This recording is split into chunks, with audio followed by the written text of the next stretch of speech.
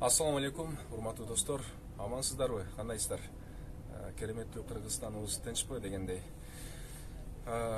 Мен башында жакшы ниет менен Кыргызстанда канааттандырарлык жумуш таппай, канааттандырарлык айлык акыга жетпей жүргөн бир туугандарыбызга бир кеп кеңеш катарында бир ошолордун бул жака келип жакшы жумуштарда иштеп кетсин деген жакшы ниетте видео чыгардым эле.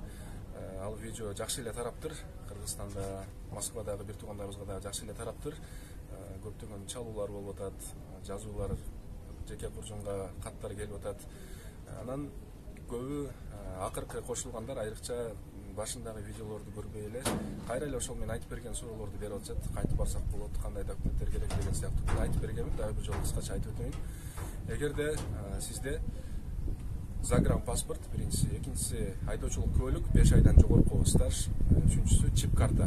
Чип карта тууралуу айтып бергенмин. Каяктан алыш керек, кимден алыш керек, номерлеринен бери жазгам, Москвада чип карта жасаган балдардын. Ошо мурунку видеолорду карасаңыздар табасыздар.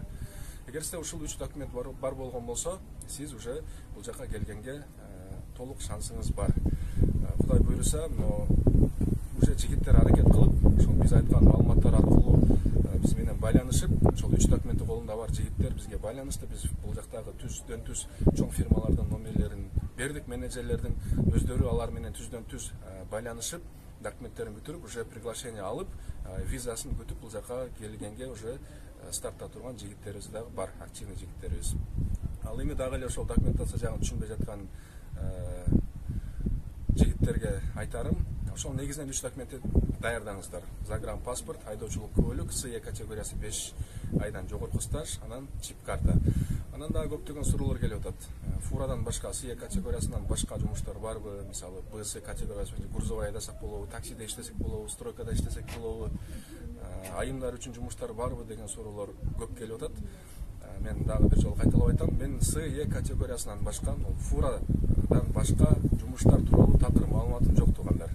Анан мен жогоруда айткан 3 документти колуңузда болсо, загранпаспорт, праваңыз, анан чип картаңыз болсо, сиз өзүңүз деле Google'га жазсаңыз болот.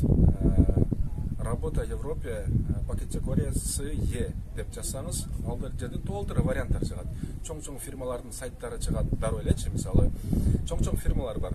Ишеничтүү, Влантана, Гиртека, Фейнджаз, Балтик Транс деген сыяктуу чоң-чоң фирмалар бар. Желательно ошол чоң-чоң фирмаларга келиңиздер, ишеничтүү. Анан эгерде ал фирмалар менен байланышканга мүмкүнчүлүк болбосо түздөн түз, анан мен сиздерге ошол фирмалардын отдел кадр менеджерлеринин номерлерин берем. Только сиздерден суранычы, ошол 3 документиңиз болсо гана жазыңыз. Анан праваңыз жок болсо, же чип картаңыз жок болсо, же паспортуңуз жок болсо, өзүңүздүн да биздин дагы убактыбызды алмаңыздар, сураныч сиздерден. Анан дагы суроолордун арасында кризис дүйнө жүзүндө болуп атат азыр. Европага мунун таасири тийдиби, айлык акыңарга таасири тийдиби деген сыяктуу суроолор келип атат. Мен башка фирмалар үчүн жооп бере албайм, бирок мен өзүм иштеп жаткан Гиртека фирмасы үчүн жооп бере алам. Себеби мен фактически билем азыр фирманын жагдайынчы. Биздин фирмада эч кандай анын кризистин таасири билинбей эле азырынча. Наоборот, мен келгенден кийин айлык акылар көтөрүлдү. Мисалы үчүн мен договорду 65 евродон түзүп келген, мисалы күнүнө 65 евро, азыр 70 еврого көтөрдү мен келгенден кийин.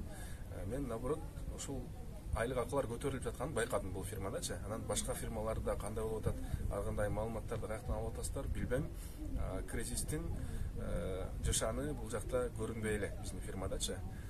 Анан достор, эскерте кетчү нерсе, Кыргызстандан жумушка келатканда Европага жакшылап фура айдаганды үйрөнүп келиңиздер. Жакшылап опыт алып келиңиздер. Айрыкча мына праваны жаңы бастырып аткан жигиттерге кайрылам. Праваны бастырып туруп эле болду, келе берген жарабайт андайчы. Мүмкүн болсо Ош Бишкекке, Кыргызстандан Москвага каттаган фура айдаган тааныштар болсо, ошолорго кошулуп суранып, ошол чогуу барып келип, ошол вождение кылганга аракет кылыңыздар, жакшылап опыт алып келиңиздер. Анткени бул жактын айлыгына кызыгып, айына 2000 евродон алат экенмин деп праваны эптеп эле бастырып келип, анан бул жактан бир өзүңүздүн ошол опыттын жоктугунан бир кырсыкка кабылып калып, андан 10 эсе, 100 эсе көп чыгымга учурап калбаңыз деген этияттык. Ошондуктан жакшылап опыт алып үйрөнүп келиңиздер, сураныч. Европага барыш үчүн канча акча сарпталат? Документация иштерине, виза, билет жана башка майда чүйдө болуп отуруп, кыскасы Европага барып, жумушка орношконго чейин канча акча сарпталат деген суроолор келип атат. Орточо 150 миң сом менен 200 миң сомдун ортосунда акча сарпталат жалпысынан.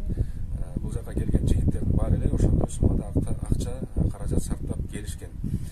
Анан сөзүмдүн аягында дагы бир жолу баса белгилеп айтып коеюн. Айымдарга жумуштар барбы, таксисттерге жумуштар барбы,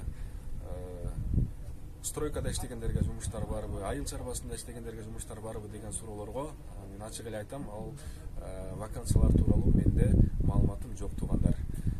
Анда эмесе келе турган жигиттерге ийгилик, амандыкта көрүшөлү. Бар болуңуздар.